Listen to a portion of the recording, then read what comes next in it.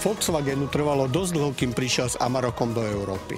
Najskôr si ho skúšal v Austrálii, potom v Južnej Amerike a napokon potešil dobrodružné povahy aj tu u nás na starom kontinente.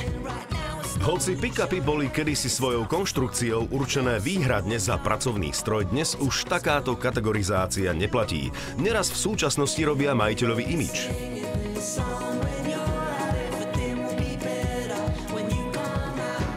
Verzia Ultimate je poznateľná na prvý pohľad podľa množstva pochromovaných doplnkov. Mne osobne sa páči tento zadný nárazník, aj keď bude dosť ťažké ho udržiavať v tomto lesku, mohutný zadný rám a pochromované sú aj bočné zrkadlá.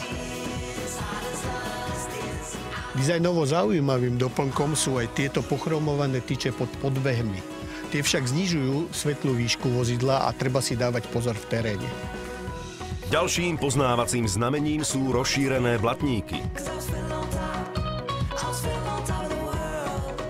Kryt batožinového priestoru je voliteľný doplnok.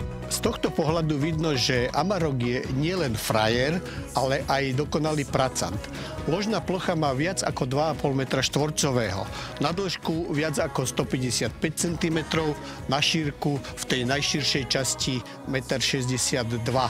V tej užšej časti, kde sú kolesá, je to 122 cm. Jediný limitujúci faktor pri tejto verzii je efektný kryt ložného priestoru. Výška ložného priestoru je potom len 0,5 metra. Ale kryt sa dá veľmi jednoducho demontovať, povolia sa 2 skrutky a 2 kolíky. Potom už odveziete aj väčšie predmety do hmotnosti až 1 tony.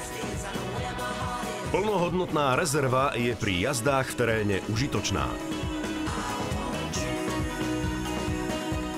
Vďaka krátkemu prednému previsu sa dokáže Amarok vyšplhať do strmého kopca. V interiéri na prvý pohľad zaujmú veľké pohodlné sedadlá, v ktorých sa nebojíte natriasania pri jazde terénom.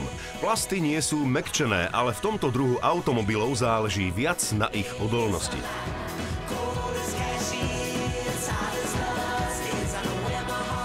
Veľkosti pick-upu je primeraný aj mohutný stredový panel. Na ňom nachádzame logicky umiestnené ovládače. Na toto si v koncerne dávajú pozor. Madlá v kabíne sa hodia aj pri nastupovaní.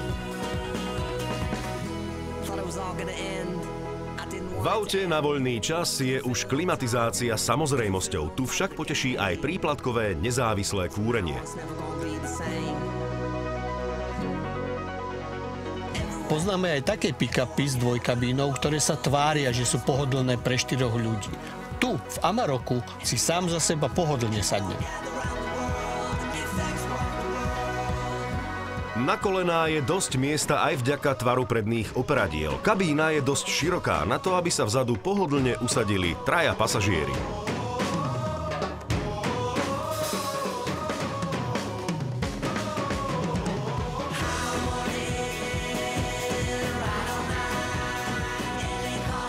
Jazda s takýmto veľkým autom je zvyčajne chlapská záležitosť.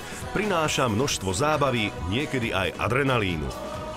A aj vďaka výkonovým parametrom sa s takýmto horalom dostanete všade.